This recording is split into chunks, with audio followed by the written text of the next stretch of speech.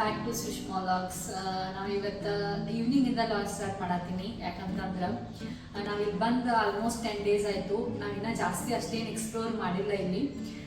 ನಾವು ಈಗ just Sachin 5:30 logout ಆಯಿತು. ಹಿಂಗಾಗಿ ಟೀ ಮಾಡಿ ಸ್ವಲ್ಪ ಟೀ ಕುಡಿದ ಸ್ವಲ್ಪ ಎಕ್ಸ್ಪ್ಲೋರ್ ಮಾಡೋಣ ಅಂತ ಇಲ್ಲಿ ಜಿಮ್ ನೋಡ್ಬೇಕಂತ ಹೇಳಿ ಅಂದ್ಕೊಂಡಿವಿ. ಸೊ ನಿಯರ್ ಬೈ ಜಿಮ್ ಚಲೋ ಇತ್ತಂದ್ರೆ ಜಾಯ್ನ್ ಆಗ್ಬೇಕಂತ ಹೇಳಿ. ಸೊ ಇದು ಅಪಾರ್ಟ್ಮೆಂಟಿಂದ ಜಿಮ್ ಐತಿ, ಚಲೋ ಇತ್ತಂದ್ರೆ ನೋಡಿ ಜಾಯ್ನ್ ಆಗ್ಬೇಕಂತ ಹೇಳಿ. ಸೊ ಈವ್ನಿಂಗಿಂದ ಲಾಗ್ ಸ್ಟಾರ್ಟ್ ಮಾಡತ್ತೀನಿ. ನೋಡೋಣ ಅಂತ ಜಿಮ್ ಚಲೋ ಸಿಕ್ಕರೆ ನಿಮಗೂ ತೋರಿಸ್ತೇನೆ.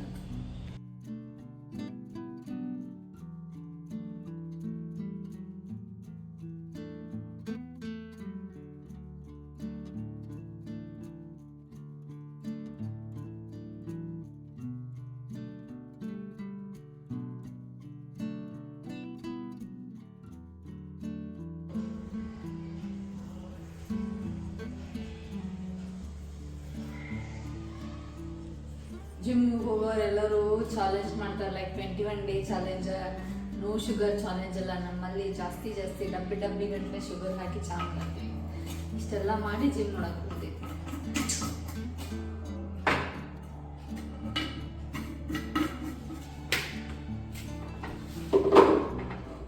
ಸೊ ನಾನು ಇನ್ನೂ ಹೋಮ್ ಟೂರ್ ಮಾಡಿಲ್ಲ. ಹೇಳ್ಬೇಕಂದ್ರೆ ಇನ್ನೂ ಹೋಮ್ ಟೂರ್ ಮಾಡಿಲ್ಲ. ಹೋಮ್ ಟೂರ್ ಮಾಡ್ಬೇಕಂತಂದ್ರೆ ಏನು ಮನಿನ ಹಂಗೆ ಆ ರೇಂಜಿಗೇನು ಸೆಟ್ ಅಂತ ಹೇಳಿ ಅನಿಸೇ ಇಲ್ಲ ನಮ್ಗೆ.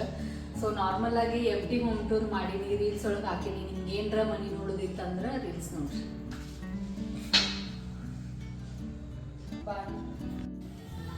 ಸೊ ಗೈಸ್ ಬರ್ರಿ, ನಿಮ್ಮೊಂದೇನೋ ತೋರಿಸ್ಬೇಕು. ಸೊ ಈಗ ಕಂಪಾರ್ಟ್ಮೆಂಟ್ ಎಲ್ಲ ನಂದಲ್ಲ, ಆ್ಯಕ್ಚುಲಿ ಸಚಿನ್ ಅವ್ರ ಕಂಪಾರ್ಟ್ಮೆಂಟ್ ಇದೆ.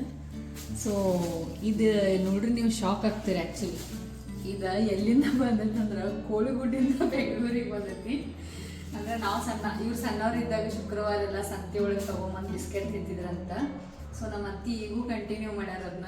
ಯಾವಾಗ ಯಾರು ಬರ್ತಿರ್ತಾರಲ್ಲ, ಏನಾರ ಹಿಂದಿನ ದಿನ ಏನಾರ ಶುಕ್ರವಾರ ಇತ್ತು ಅಂತ ತಿಳ್ಕೊ, ಶನಿವಾರ ನಮ್ಗೆ ಏನಾರ ಲಗೇಜ್ ಬರತ್ತಿತ್ತಂದ್ರೆ ಇದು ಫಿಕ್ಸ್ ಐತೆ ಅಂತ ತಿಳ್ಕೊಂಬಿಡ್ಬೇಕು ನಾವು ಬ್ಯಾಗ್ನಾಗ. ನಾವು ಹೇಳಿ ಬಿಡ್ಲಿ ಈ ಬಿಸ್ಕೆಟ್ ಅಂತೂ ಬರ್ತೈತಿ.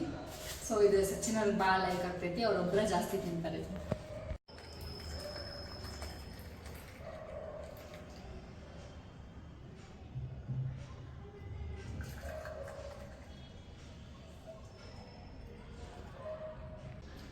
ಸೊ ಚಾ ಕುಡ್ದ ಜಿಮ್ ನೋಡಕ್ಕೆ ಹೋಗ್ಬೇಕು, ಅದೊಂದು ಐತಿ. ಪ್ಲಸ್ ಅನು ಮತ್ತು ಪ್ರಶಾಂತ್ ಅವರ ನೇಟಿವ್ ಹೊಂಟಾರ. ಕಾರ್ ತೊಗೊಂಡ್ಮೇಲೆ ಫಸ್ಟ್ ಟೈಮ್ ಕಾರ್ ತೊಗೊಂಡು ಇಲ್ಲಿಂದ ನೇಟಿವ್ ಹೊಂಟಾರ, ಲೈಕ್ ಜಮಖಂಡಿ ಬನಾಟಿ ನಿಯರ್ ಹೊಂಟಾರ.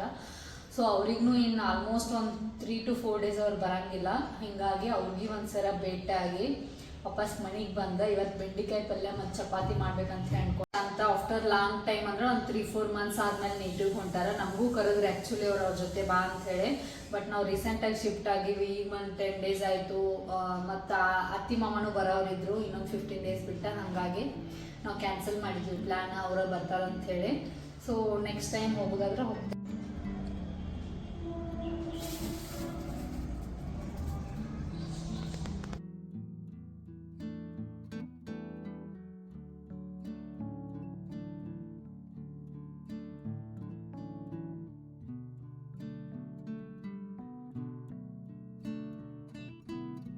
ಇದು ಜಿಮ್ ನೋಡ್ರಿ. ಜಿಮ್ ಹೆಸರು ಬಂದ್ಬಿಟ್ಟು ಬಾಡಿ ಫ್ಯಾಕ್ಟ್ರಿ ಜಿಮ್ ಅಂತೇಳಿ. ಈ ಜಿಮ್ ಬಂದ್ಬಿಟ್ಟು ಎಕ್ಸಾಕ್ಟ್ಲಿ ಅಪೋಸಿಟ್ ನಮ್ಮ ಅಪಾರ್ಟ್ಮೆಂಟ್ನ ಐತಿ, ಭಾಳ ಏನು ದೂರ ಇಲ್ಲ. ಸೊ ಎಂಟ್ರಿಗೆ ಒಂದು ಆಂಜನೇಯನ ಸ್ಟ್ಯಾಚ್ಯೂ ಇಟ್ಟಾರ, ಮಸ್ತಿತ್ತು. ಮತ್ತು ಜಿಮ್ನು ಹಾಗೇನು ಕಂಜೆಸ್ಟೆಡ್ ಆಗೇನಿರಲಿಲ್ಲ, ಸ್ಪೇಸಿಯಸ್ ಆಗಿತ್ತು. ಲೈಕ್ ಎಂಟ್ರಿಗೆ ಬಯೋಮೆಟ್ರಿಕ್ ಆಪ್ಷನ್ ಎಲ್ಲ ಇಟ್ಟಿದ್ರು. ಬಯೋಮೆಟ್ರಿಕ್, ಆಮೇಲೆ ಕಾರ್ಡಿಯೋ ಸೆಷನ್ ಇತ್ತು, ಆಮೇಲೆ ವೇಟ್ ಗೇನಿಂಗ್ ಸೆಷನ್ ಇತ್ತು, ಆಮೇಲೆ ಸ್ಟ್ರೆಂತ್ ಗೇನಿಂಗ್ನು ಇತ್ತು. ನಮಗೇನೇನು ಬೇಸಿಕ್ ಒಬ್ಬವ್ರಿಗೆ ನಾರ್ಮಲಾಗಿ ಎಕ್ಸಸೈಸ್ ಮಾಡೋಕ್ಕೆ ಏನೇನು ಬೇಕಿತ್ತಲ್ಲ ಎಲ್ಲ ಹಂಗೆ ಅದಕ್ಕೆಲ್ಲ ಇತ್ತು. ಎಲ್ಲ ಮಷಿನ್ಸ್ ನೋಡಾತಿದ್ವಿ ನಾವು ಎಲ್ಲ. ಸೊ ಸ್ವಲ್ಪ ಆಲ್ರೆಡಿ ಈಗ ಸಚಿನಿಗೆ ಹೆಂಗೂ ಎಕ್ಸ್ಪೀರಿಯನ್ಸ್ ಐತಿ, ಸ್ಟಾರ್ಟ್ ಮಾಡ್ಬೋದು, ಹಂಗೆ ಆರಾಮ್ಸೆ ಅದಂತರೂ ಇತ್ತು. ಸೊ ನಾವು ನೋಡ್ಕೊಂಡು ವಾಪಸ್ ಬರ್ಬೇಕಂತೇಳಿ ಬರಾತಿದ್ವಿ. ಮಳೆ ಅಂತೂ ಫುಲ್ ಜೋರು ಸ್ಟಾರ್ಟ್ ಆಗಿಬಿಡ್ತು. ಹಂಗಾಗಿ ಸ್ವಲ್ಪ ಅಲ್ಲೇ ಸ್ಟಕ್ ಆಗಿಬಿಟ್ಟಿವಿ ಒಂದು ಸ್ವಲ್ಪ ಹೊತ್ತು. ಓಕೆ ಅನ್ನಿಸ್ತು, ಹಂಗೇನಿದ್ದೂ ಅನಿಸ್ಲಿಲ್ಲ. ಸೊ ಗ್ರೀನರಿನೂ ಇತ್ತು, ಫುಲ್ ಚಲೋ ಅನಿಸ್ತು. ಎನ್ವೈರ್ಮೆಂಟ್ ಎಲ್ಲ ಚಲೋ ಐತಿಲ್ಲ ಹಂಗೆ ನೋಡ್ರೆ ಇರಾಕೋದು ಎಲ್ಲ. ಮಳೆ ಏನು ಸ್ಟಾಪೇ ಆಗಲಿಲ್ಲ ಜಾಸ್ತಿ. ಅಂದ್ರೆ ನಾವು 1 hour ಮೇಲೆ ಅಲ್ಲಿ ನಿಂತ್ಬಿಟ್ವಿ. ಹೀಗಾಗಿ ಅಲ್ಲೊಬ್ರು ಅಂಕಲ್ 99 ವೆರೈಟೀಸ್ ದೋಸೆ ಅಂತ ಹಾಕ್ತಾರೆ, ಚಲೋ ಮಾಡ್ತಾರೆ. ಹೀಗಾಗಿ ಅಲ್ಲಿ ರೋಡ್ ಹತ್ರನ ನಿಂತ ಒಂದು ದೋಸೆ ತಿಂದ ವಾಪಸ್ ನಾವು ಮನೆಗೆ ಬಂದ್ವಿ ಆಮೇಲೆ.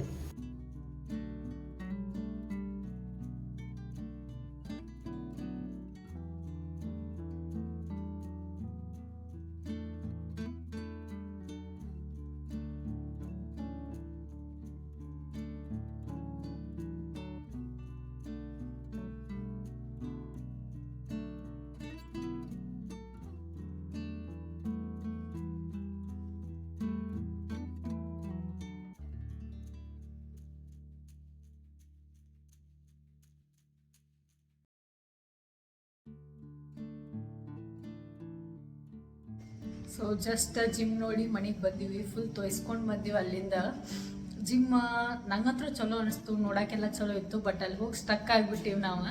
ಸೊ ಜಿಮ್ ಹೆಂಗಿತ್ತು, ನಿಮ್ಗೆ ಹೆಂಗೆ ಅನಿಸ್ತು? ಫುಲ್ ವೈಡ್, ಫುಲ್ ದೊಡ್ಡದೈತೆ. ಗ್ರೂಪ್ ಕ್ಲಾಸ್ ಅದು ಏನಿರಲಿಲ್ಲಲ್ಲ, ಗ್ರೂಪ್ ಕ್ಲಾಸಿಗಂತೂ ಸಪ್ರೇಟ್ ಏನಿರಲಿಲ್ಲ. ನಾರ್ಮಲ್ ಓನ್ಲಿ ಎಕ್ಸಸೈಸಿಂಗ್ ಅಂತ ಹೇಳಿತ್ತು. ನಾವು ಸ್ಟ್ರೆಂತ್ ಗೇನಿಂಗ್ ಮಾಡ್ಬೋದು, ಆಮೇಲೆ ವೇಟ್ ಲಿಫ್ಟಿಂಗಿಗೆ ಇತ್ತು, ಆಮೇಲೆ ಕಾರ್ಡಿಯೋ ಇತ್ತು, ಇವು 3 ಮಾಡ್ಬೋದು. ಆಮೇಲೆ ಕಿಕ್ ಬಾಕ್ಸಿಂಗ್ ಇತ್ತು, ಬಟ್ ಟ್ರೈನಿಂಗ್ ಇರಲಿಲ್ಲ. ನಾವು ನಮ್ದು ಓನ್ ಏನಾರ ಪ್ರಾಕ್ಟೀಸ್ ಮಾಡೋದಿತ್ತಂದ್ರೆ ಮಾಡ್ಬೋದು, ಹಂಗಿತ್ತು. ಆಲ್ರೆಡಿ ಗೊತ್ತಿದ್ದವ್ರು ಇದ್ರೆ ಅಂದ್ರೆ ಈ ಜಿಮ್ ಚಲೋ ಐತಿ. ಬಟ್ ಬಿಗ್ನರ್ಸ್ ಅಂದ್ರೆ ಮತ್ತೆ ಪಿ ಟಿ ತೊಗೊಂಡು ಮತ್ತೆ ಪರ್ಸನಲ್ ಟ್ರೈನಿಂಗ್ ಈಗ ರೊಕ್ಕ ಕೊಟ್ಟು ಹೋಗ್ಬೇಕು. ಬಟ್ ಹಂಗೇನಿಲ್ಲ, ಒಬ್ಬರು ನೋಡ್ಕೊಂಡು ಮಾಡೋಕ್ಕೂ ನಡಿತೈತಿ, ಚಲೋ ಐತಿ. ಸೊ ನಾ ಇವತ್ತು ಅಡುಗೆಗೆ ಕ್ವಿಕ್ ಆ್ಯಂಡ್ ಈಸಿಯಾಗಿ ಮಾಡುವಂಥ ಬೆಂಡೆಕಾಯಿ ಪಲ್ಯ ಮಾಡತ್ತೀನಿ. ಅದಕ್ಕೆ ನಾವು ಬೆಂಡೆಕಾಯಿ ಚಾಪ್ ಮಾಡಿ ಇಟ್ಕೊಂಡೀನಿ, ಈರುಳ್ಳಿ ಮತ್ತು ಟೊಮೆಟೊ, ಆಮೇಲೆ ಕರಿ ಲೀವ್ಸ್ ಮತ್ತು ಕೊತ್ತಂಬರಿ ಇಷ್ಟು ಇಟ್ಕೊಂಡೀನಿ. ಫಸ್ಟ್ ನಾವು ಬೆಂಡೆಕಾಯಿನ ತೊಳೆದು ಒರೆಸಿಟ್ಟಿನಿ. ಹೀಗಾಗಿ ಅದು ಜಾಸ್ತಿ ಲಾಳಿ ಅಂಶ ಏನು ಬಿಡೋಂಗಿಲ್ಲ. ಫಸ್ಟ್ ನಾವು ಒಂದು ಕಡಾಣಿಗೆ ತೊಗೊಂಡು ಅದರೊಳಗೆ ಸ್ವಲ್ಪ ಆಯಿಲ್ ಹಾಕಿ ಅದ್ರೊಳಗೆ ಬೆಂಡೆಕಾಯಿ ಫ್ರೈ ಮಾಡ್ಕೊಳತ್ತೀನಿ. ಸೊ ಬೆಂಡೆಕಾಯಿ ಫ್ರೈ ಮಾಡ್ಕೊಂಡು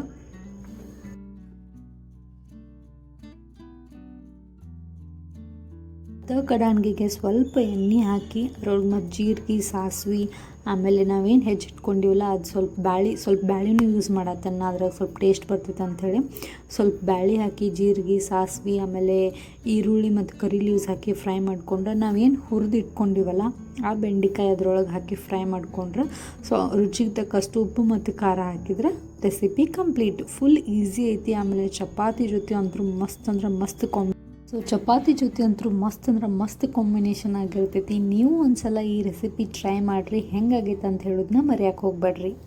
ಅದ್ರ ಜೊತೆ ನಾವು 1-2 ಚಪಾತಿನೂ ಮಾಡ್ಕೊಳಕತ್ತೀನಿ. ಸೊ ಬೆಂಡೆಕಾಯಿ ಪಲ್ಯ, ಚಪಾತಿ, ಸ್ವಲ್ಪ ಸಲಾಡ ಮತ್ತು ಪಲಾವ್ ಮಾಡಿಬಿಟ್ರೆ ಮುಗೀತು. ಸೊ ಟೈಮ್ ಕಡಿಮೆ ಇತ್ತು, ಹೀಗಾಗಿ ಒಂದು 5-6 ಚಪಾತಿ ಮಾಡಿ ಬೆಂಡೆಕಾಯಿ ಪಲ್ಯ ಮತ್ತು ಪಲಾವ್ ಮಾಡಿಬಿಡ್ತೀನಿ. ಅಡುಗೆ ಮಾಡಿ ಆಮೇಲೆ ಅಣ್ಣುಗಳ ಮನೆಗೆ ಹೋಗಿ ಅವ್ರಿಗೆ ಮೀಟಾಗಿ ವಾಪಸ್ ಬರೋದು ಲೇಟ್ ಆಗ್ತೈತಿ, ಮಳೆನೂ ಬರತೈತಿ. ಹಿಂಗಾಗಿ ಅಡುಗೆನೂ ಸ್ವಲ್ಪ ಜಲ್ದಿನೇ ಮಾಡತ್ತೇನೆ ಅದಕ್ಕೆ.